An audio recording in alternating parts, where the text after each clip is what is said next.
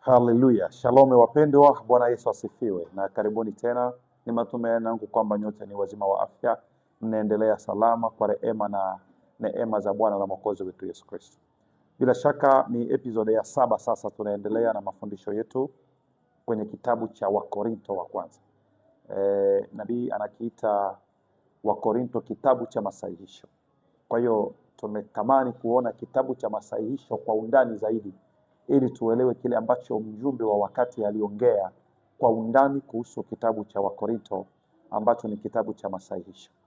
Kitabu cha Wakorinto kilisahihisha nini au kinasahihisha nini kwenye kanisa la Korinto? Kitabu cha Wakorinto kinasahihisha mambo mengi, ambapo kitabu hiki cha Wakorinto hakisahihishi tu kanisa la Korinto, lakini pia kinatusahihisha na sisi ambao tuko kama vile kanisa la Korinto.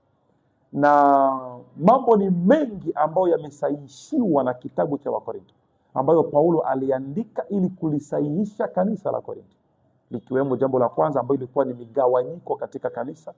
Baada ya wahubiri wengi kupita katika kanisa la Korinto, ikazaliwa migawanyiko. Watu wakaanza kusema mimi ni wa fulani, mimi ni wa fulani.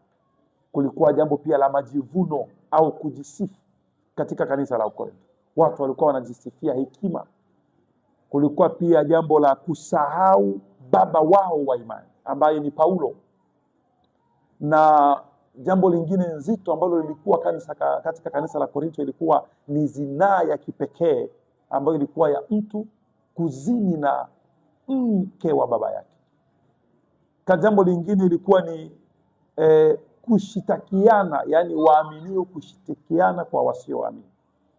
Hayo ni baadhi ya mambo ambayo Paulo aliandika ili kulikosoa kanisa la Korinto. Jambo lingine ilikuwa ni utaratibu katika ndoa na jinsi ya kuenenda na jinsi ya kuishi kama wanandoa, jinsi ya kuoa, yani swala nzima la ndoa ilikuwa pia ni moja miongoni mwa mambo ambayo Paulo alisahihisha katika kanisa la Wakorinto. Jambo lingine ilikuwa vitu vilivyotolewa sadaka kwa ajili ya sanamu. Je, tuvitumie tusivitumie? Uelewa ukoje? Ilikuwa pia ni jambo ambalo Paulo alisahihisha katika kanisa la Korinto. Jambo lingine ilikuwa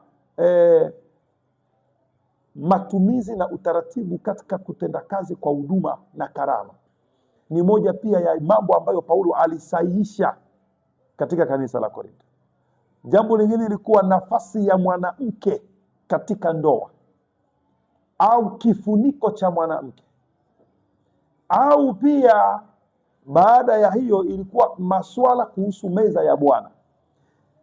Mambo yalikuwa mengi ambayo Paulo alilazimika kuyasahihisha katika habari za Korinto. Na mwisho wa yote akawaambia kuhusu upendo, mwishowe kabisa akawaambia kuhusu nguvu za ufufuo wa Yesu Kristo. Kwa hiyo Paulo ililazimika aandike ili kusahihisha hayo yote ambayo nimeyataja hapo. Na hayo yote tunaendelea kuyaona kadiri jinsi tunavyoendelea. Ndio maana ndugu yetu wa thamani Nabii Branham akaita kitabu cha Wakorinto kwamba ni kitabu cha masahihisho. Hivi sasa tuko kwenye sura ya 11. Katika episode hii ya 7 tuko kwenye sura ya 11. Sura ya 11 nimeigawa katika sehemu mbili kubwa. Nataka uelewe vizuri. Wakorinto wa kwanza 11 nimeigawa katika sehemu mbili kubwa. Sehemu ya kwanza ya Wakorinto 11 ni ile ambayo inaongea kuhusu kifuniko cha kichwa au mahali pa mwanamke katika ndoa. Na sehemu ya pili ya Wakorinto ni ile ambayo inaongea habari za meza ya Bwana. Kwa hiyo hizo ndio sehemu mbili kubwa katika kitabu cha Wakorinto wa kwanza sura ya 11. Na hii sura tutaiongelea yenyewe kama yenyewe. Na moja kwa moja bila kuponda muda, wacha tuingilie katika swala hili la sehemu ya kwanza ya Wakorinto wa kwanza sura 11. Ambayo nimesema sehemu ya kwanza ya Wakorinto wa kwanza sura 11 ni kifuniko cha kichwa. Na Paulo, sababu hili limeleta utata mwingi sana. Na bila shaka hadi leo swala hili linaleta utata kuhusu swala la kifuniko cha kichwa. Aidha kichwa cha mwanamke au kichwa cha mwanaume. Kifuniko ni nini cha kichwa? Paulo alisahihisha kitu gani? Paulo alisema nini? Wanawake au wanaume wafunike vichwa vyao na nini? Kifuniko kwa mwanamke ni nini? Kifuniko kwa mwanaume ni nini? Hii imeleta maswali, huwezi amini. Kuna wale ambao wanaamini kifuniko ni kitambaa, lazima mtu avae kitambaa ili kuingia kanisani kuabudu, na kiwe kitambaa kabisa, kile cha kitambaa, kilemba katika lugha nyingine. Kuna siku moja niliuliza rafiki yangu moja, hivi hilo neno kitambaa umelitoa wapi katika Biblia? Limeandikwa wapi? Sababu Biblia ndio hii, hakuna hata neno kitambaa, hakuna neno kilemba katika hiyo Wakorintho wa kwanza sura 11. Hakuna neno kilemba, hakuna neno kitambaa. Sasa hilo neno kitambaa limetoka wapi? Kuna wengine wanaamini kifuniko cha mwanamke ni kofia. Mwanamke ili aingie kusali lazima avae kofia. Hilo neno kofia nalo limetoka wapi? Lakini jambo tulijualo sisi ni kwamba mwanamke lazima afunike kichwa. Sasa hicho kifuniko ni kitu gani? Ndio nataka tuliingilie, na kwa kuingilia hilo bila shaka naomba kwanza tusome Wakorintho wa kwanza sura ya 11. Tunaweza tukaanze mstari wake wa kwanza tu, tuanzie hata mstari wa kwanza. Mnifuate mimi kama mimi nilivyomfuata Kristo. Ninavyomfuata Kristo. Basi na wasifu kwa sababu mmenikumbuka katika mambo yote, nanyi mmeyashika yale mapokeo vile vile kama nilivyowatolea. Lakini nataka mjue ya kuwa kichwa cha kila mwanamume ni Kristo, na kichwa cha kila mwanamume na mwanamke cha kila mwanamke ni mwanamume, na kichwa cha Kristo ni Mungu. Endelea. Kila mwanamume asalipo. Sasa naomba usimamie hapo, naomba niende kwenye ubao ili haya mambo tuyaonyeshe vizuri zaidi. Sawa? Unajua haya ndio mambo ambayo yameleta shida nyingi sana katika makanisa mengi, na tusipoyaonyesha vizuri kwa watoto wa Mungu, watu watabaki katika confusion. Naomba kwanza hapa tena tuanze na masuala ya vichwa. Sawa? Vichwa. Mungu ameweka utaratibu wake wa kipekee. Mungu ameweka utaratibu wa ajabu sana katika mamlaka yake, katika itifaki yake. Kiswahili kizuri ni itifaki. Mimi ni Mswahili mzuri sana. Itifaki. Katika itifaki yake Mungu ameweka mamlaka, na hakuna mtu awezaye kwenda kinyume ya mamlaka ya Mungu, kwa sababu haya mamlaka yamewekwa na Mungu mwenyewe. Kichwa yani mkubwa, yani mtawala, yani boss, yani kiongozi, yani yule ambaye ndo anaitwa kichwa. Ningeomba usome kidogo kwa Kiingereza hapo, tusikie Kiingereza kinasemaje. Anza mstari wa pili. Unasemaje kwa Kiingereza? Kiingereza kinasemaje? But I would have you know that the head of every man is the head, yani kichwa, yani kiongozi mkubwa. Tunaanza kichwa cha kwanza katika huu mpangilio hapa. Kichwa cha kwanza ni Mungu, si ni hivyo? Mungu hana kichwa kilicho juu yake. Baada ya kichwa hichi cha kwanza ambacho ni Mungu, kuna kichwa kinachofuatia ambaye ni Kristo. Nafikiri tuko vizuri hivi. Baada ya kichwa hiki ambacho ni Kristo, kuna kichwa kinachofuatia ambaye ni mwanamume. Sawa? Baada ya kichwa cha mwanamume kinachofuatia, kuna kichwa kingine, kuna mtu mwingine ambaye ni mwanamke. Ina maana gani hapa? Ina maana kichwa cha Kristo ni Mungu, na kichwa cha mwanamume ni Kristo, na kichwa cha mwanamke ni mwanamume. Sawa? Kichwa cha Kristo ni Mungu, kichwa cha mwanamume ni Kristo, na kichwa cha mwanamke ni mwanamume. Si hivyo? Ina maana hapa kuna vichwa vitatu na kuna mwingine ambaye si kichwa. Huyu ni kichwa, huyu ni kichwa, huyu ni kichwa, huyu si kichwa. Tunapatana vizuri hapa? Nafikiri na hapa ndo ninaomba tufuate vizuri ili watu waelewe habari za kichwa kufunikwa. Sababu gani? Maandiko yameanza kwanza na kutuonyesha vichwa. Kabla hicho kichwa kufunikwa, maandiko yameanza kwanza na kutuonyesha hivyo vichwa. Narudilia tena. Kristo ndiye kichwa cha mwanamume na Mungu ndiye kichwa cha kichwa. Yaani Mungu ndio kichwa wa Kristo, ambaye Kristo pia ni kichwa cha mwanamume.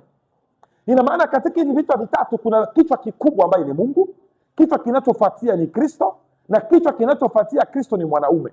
Lakini mwanamke sio kichwa. Ndo hapa ambapo narudilia tena katika maandiko. Maandiko yanasema hivi hapa, nirudilie vizuri.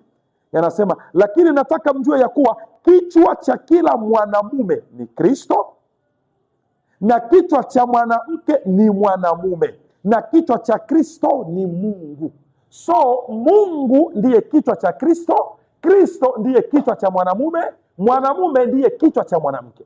Hilo nataka kwanza mlielewe vizuri. Sasa maandiko yakaendelea. Sasa hapa ndo kuna jambo zito ambalo nataka msikilize. Kila mwanamume asalipo, lakini nataka mjue ya kuwa kichwa cha kila mwanamume ni Kristo, na kichwa cha mwanamke ni mwanamume, na kichwa cha Kristo ni Mungu.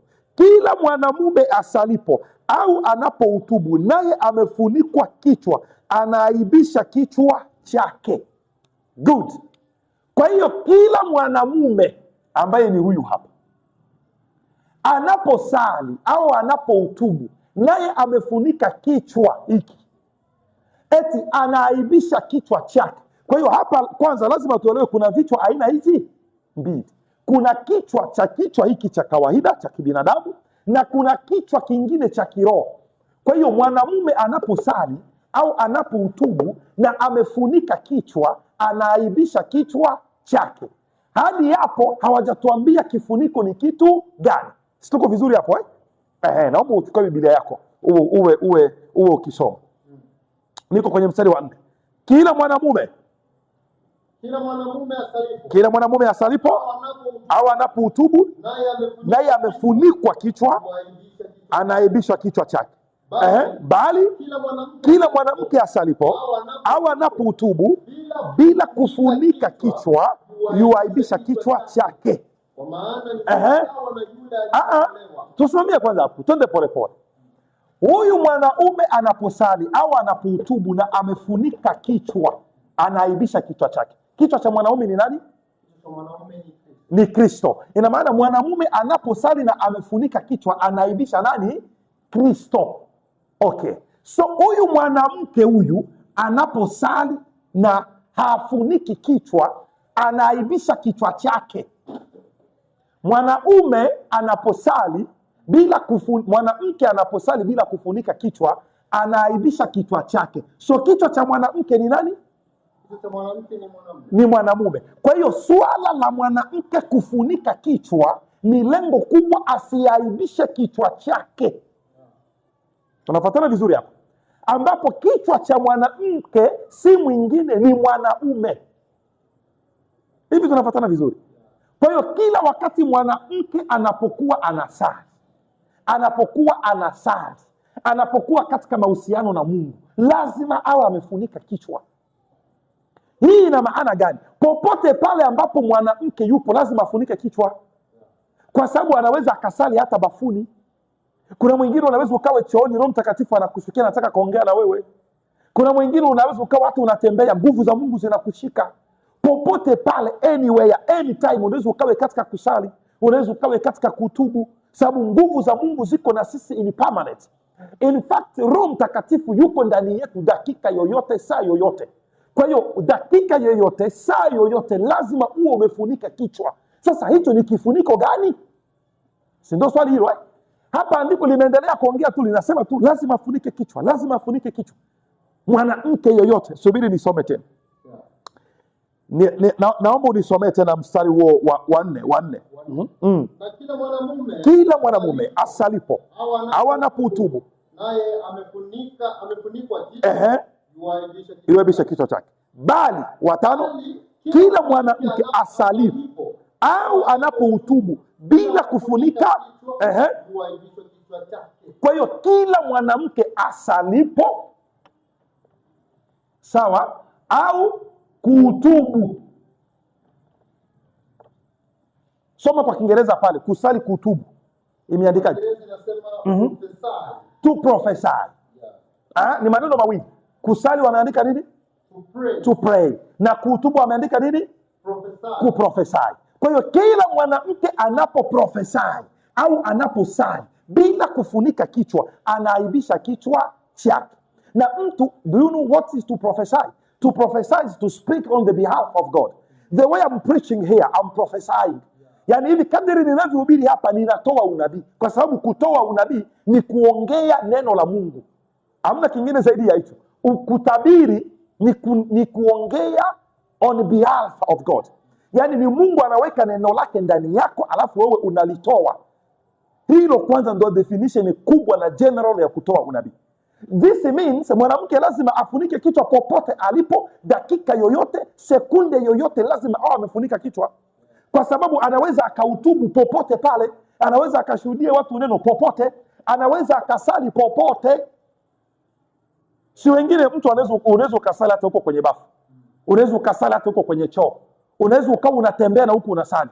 Unaona mtu yuko anaenda anatembea na anaenda anasali rohoni. Hiyo imetutokea nyingi, mwenyewe ninafanyaga hivyo sana. Ninatembea niko ninasali, unaenda huko na huko unasali. So this means mwanamke lazima afunike kichwa kila sekunde, kila dakika. Unalala unafunika kichwa, unaamka unafunika kichwa, sababu unaweza ukawa unasali hata unalala, si ndivyo? Sasa hiki ni kifuniko gani ambacho lazima kikae kwako permanent, kulingana na maneno, kulingana na neno la Mungu? Hapo sio mawazo yangu. Ni kifuniko gani hichi ambacho lazima kiwe na wewe popote pale unapoenda? Lazima ufunike kichwa chako. Na hapa hivi haijaongea kifuniko ni kifuniko gani, imesema tu kufunika. Wameshaongea kitambaa hapa? Hawajasema neno kitambaa. Wamesema neno kilemba hapa? Hawajasema neno kilemba. Tuko kwenye maandiko, imesema tu mwanamke afunike. Twende kwenye mstari wa 5. Mstari wa 5. Bali kila mwanamke asalipo au anapohutubu bila kufunika kichwa, yubainisha kichwa chake. Kwa maana tunaanza kupata picha ya kifuniko, sawa? Eti kwa maana ni sawasawa na yule aliyenyolewa. Which means kutokufunika kichwa ni sawasawa na kunyolewa. Twende polepole hapo, tutaelewa kifuniko ni nini, sawa? Tunaenda hapa. Kutofunika kichwa ni sawasawa na kunyolewa. Ni neno, sio mimi. Nimeshaongeza jambo hapo? Mimi sijaongeza lolote. Biblia ndio inasema kutokufunika kichwa ni sawasawa na kunyolewa. Sasa kama kutokufunika kichwa ni sawasawa na kunyolewa kwa mujibu wa maandiko, kwa hiyo kufunika ni nini sasa? Si manake ni kutokunyolewa? Kama kufunika kichwa ni sawasawa na kutonyolewa, yani kama kufunika kichwa, mwanamke kufunika kichwa chake ni sawasawa na kutokunyolewa, na mwanamke kutokufunika kichwa chake ni sawasawa na kunyolewa, maana yake kufunika kichwa ni nini? Hapa niko kwenye logic. Hii ni logic simple sana. Wakongomani wote ni watu wazuri. Langi ni Mkongomani, maanake Langi ni mtu mzuri. Very simple. Usiseme eti unaleta mambo ya shule hapa. Hamna. Hii ni logic tu mzuri ambayo itatusaidia kuelewa neno. Na nachukua mfano wa Wakongomani. Mfano unasema Wakongo wote ni wazuri. Wakongo wote ni wazuri. Alafu unasema Langi ni Mkongo. Hii inamaanisha Langi ni mzuri, si ndio hivyo? Simple and clear. Hii ndio logic. Wakongomani wote ni wazuri, Langi ni Mkongo, ina maana Langi ni mzuri. Hii nafikiri inaeleweka vizuri sana. Sasa hapa tuko na logic nyingine. Kutofunika kichwa maana yake kunyolewa, sawa? Kutofunika kichwa maana yake kunyolewa, kulingana na neno. Sijaongeza mimi, hili ni neno. Neno limesema mwanamke ambaye hafuniki kichwa ni sawasawa na kunyolewa. Yaani kunyolewa iko sawasawa. Yaani si unajua vitu viko sawasawa? Vitu viko sawasawa, yaani viko sawasawa ego. Sasa maandiko imesema kutofunika kichwa ni sawasawa na kunyolewa, which means mtu ambaye ananyolewa, kunyolewa, yaani kutofunika kichwa. Kama kunyolewa ndio kutokufunika kichwa, ina maana kufunika kichwa ni kutokunyolewa. So simple, very easy and simple. I didn't add nothing, I'm just speaking on the word of God. Nimeongeza chochote mimi? Sijaongeza chochote. Neno linaanza kutupa picha ya kujua hicho kifuniko ni kifuniko gani.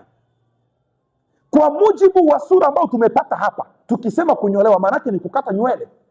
Kwa hiyo kwa sura tunayoiona hapa na kwa mwendo tulio nao, tunaanza kuona kwanza picha ya nywele. Hatujaona kilemba hapo, hatujaona kitambaa, tunaona nywele. Twende sasa, naomba tuendelee. Mstari wa 6 ndio. Mwanamke asipofunikwa na akatwe nywele. Pole pole hapo. Maana mwanamke asipofunikwa na akatwe nywele. Na inajiongezea sababu kukatwa nywele ndio sawasawa na kufunika. Endelea. Au ikiwa ni aibu mwanamke kukatwa nywele, sababu ni aibu kubwa sana, au kunyolewa na afunikwe. Sio ndio? Sasa mambo yako clear hapa. Ikiwa ni aibu mwanamke kukata nywele na afunikwe, na kukata nywele ndio kutokufunikwa, ina maana afunikwe, yani aache nywele. Simple and clear. Hebu ruka sasa haraka kwenye mstari wa 15. Lakini mwanamke akiwa na nywele, lakini mwanamke, hasa 13. Je, inapendeza mwanamke amwombe Mungu asipofunikwa kichwa? Je, inapendeza mwanamke amwombe Mungu asipofunikwa kichwa? Je, hayo maumbile yenyewe hayawafundishi ya kwamba ndio hivyo, mwanaume akiwa na nywele ndefu ni aibu?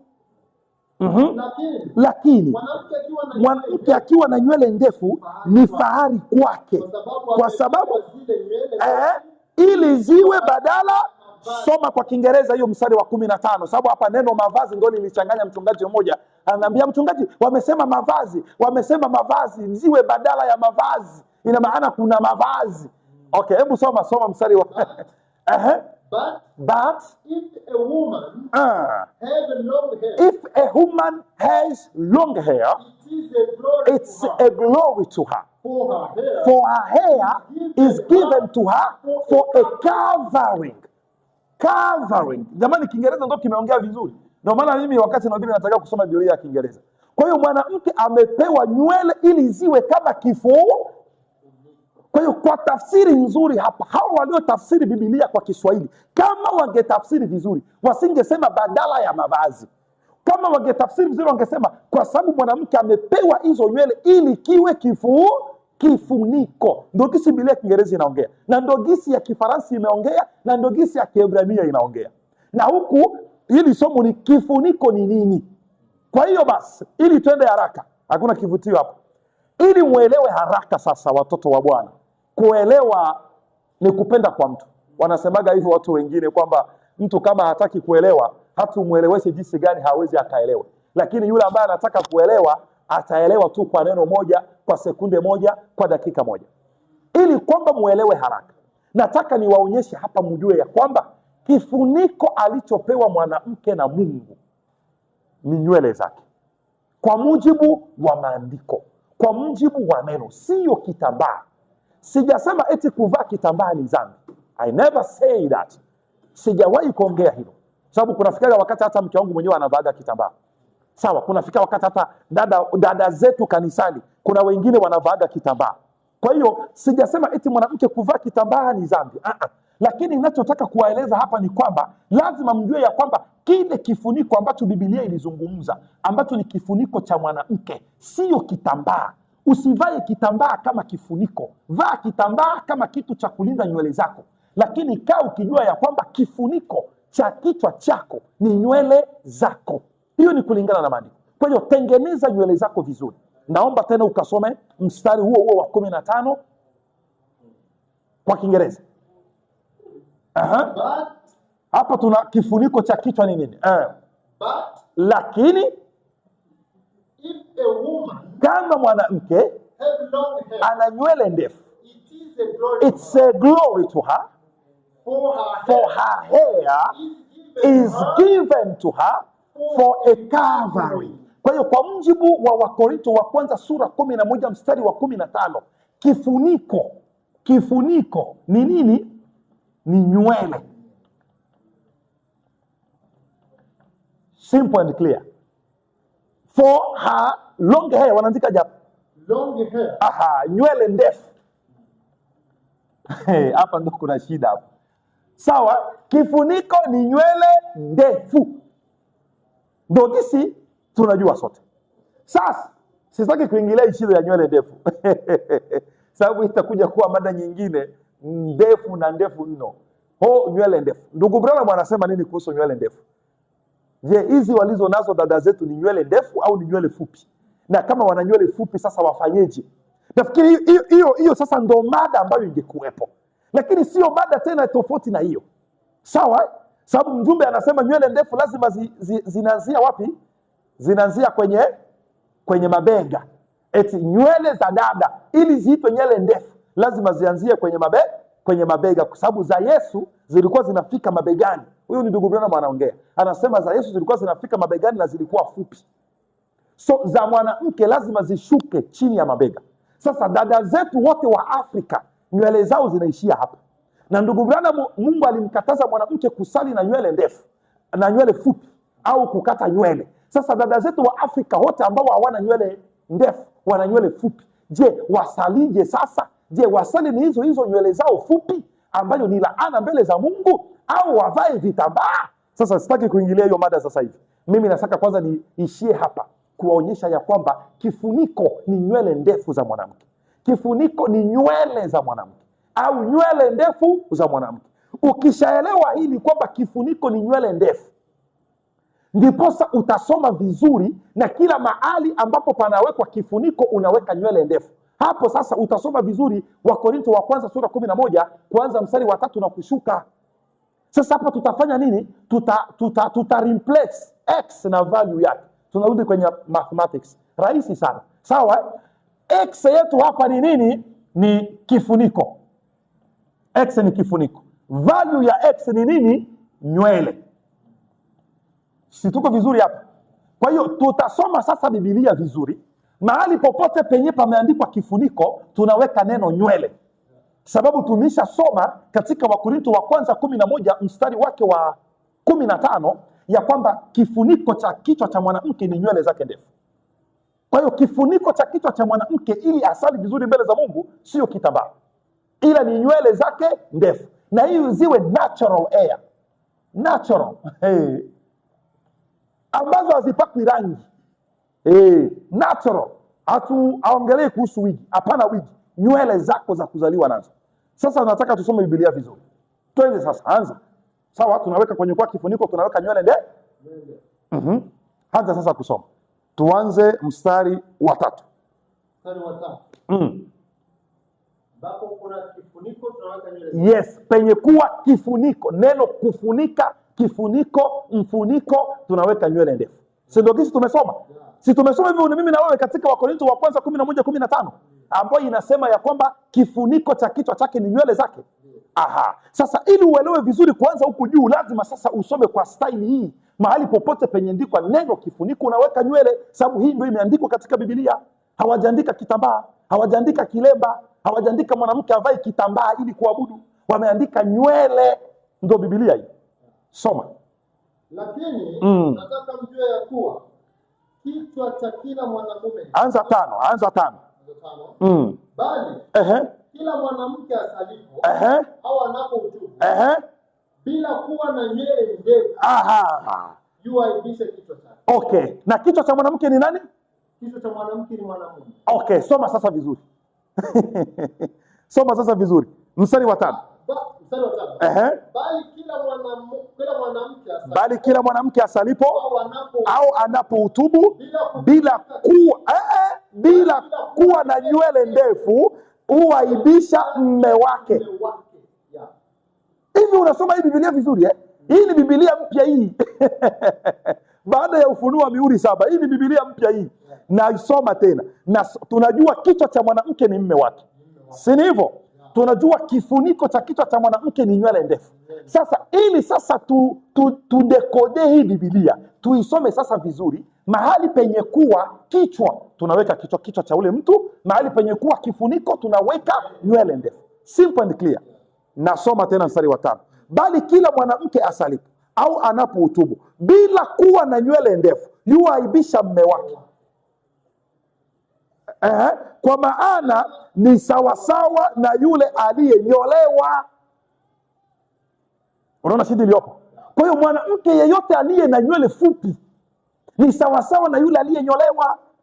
Ndio maana hairuhusiwi mwanamke kukata hata kanywele kaudo, hata kaunywele kamoja. Sasa mbona wakati wa kuchanua zitatoka tu? Mbona zitoka wakati wa kuchanua, lakini usiende saluni eti nikate nywele.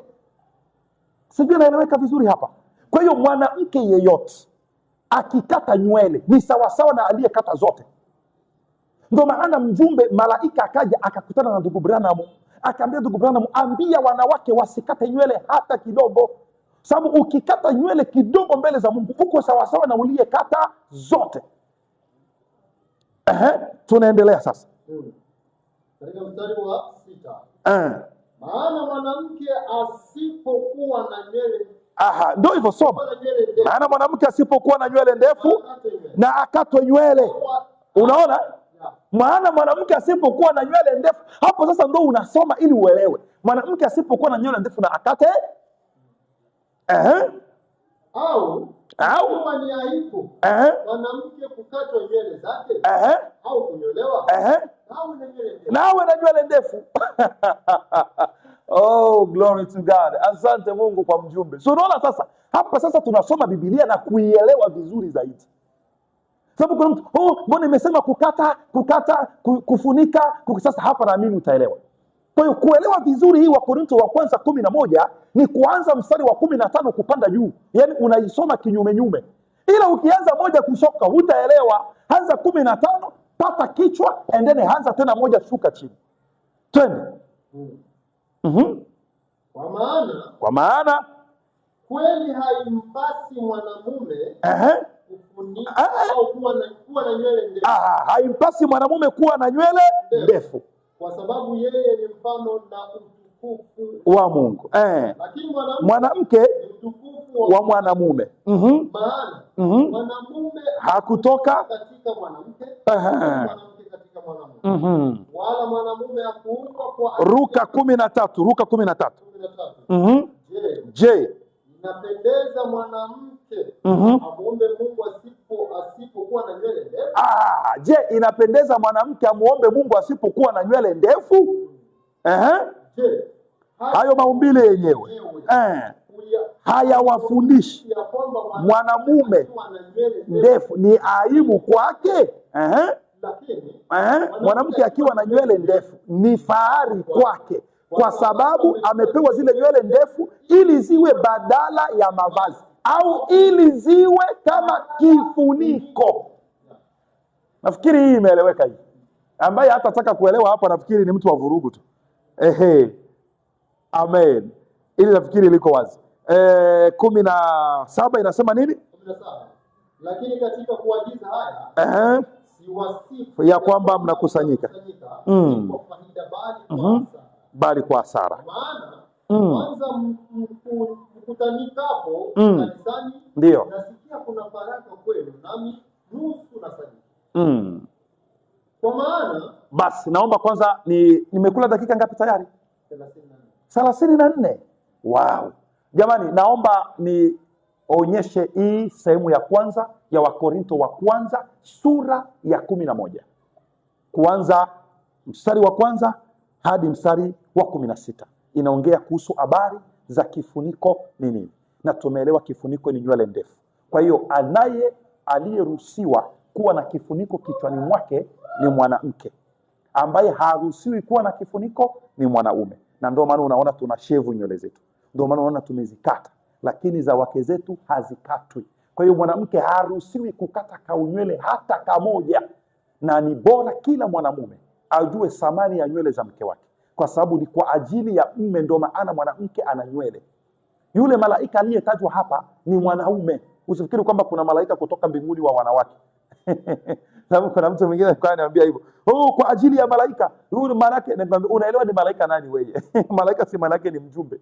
Huyo malaika hapo ambaye anaongelewa ni mume wake, ni mwanaume, sababu neno limesema ya kwamba kichwa cha mwanamke ni mwanamume. Kwa hiyo mwanamke kama ana nywele ndefu, mwanamke ni kwa ajili ya mume wake, ni fahari yake kwake. Kwa hiyo lazima tujue ya kwamba kifuniko ambacho Biblia imesema ni nywele ndefu, sio kitambaa. Ila sijasema kwamba kuvaa kitambaa ni dhambi. Hiyo ndio sehemu ya kwanza ya Wakorinto wa kwanza sura ya 11 ambayo inaongea kuhusu habari za kifuniko, na kifuniko si kingine ni nywele ndefu. Kwa hiyo mama, tunza nywele zako. Baba, hakikisha mke wako anatunza nywele zake, mnunulie mafuta ya nywele, hata kama hazitafika mgongoni, sababu za wanawake weusi ziko hivyo, zimezaliwa hivyo, ziko natural hivyo fupi, lakini hakikisha kwanza unatunza nywele za mke wako. Bwana awabariki.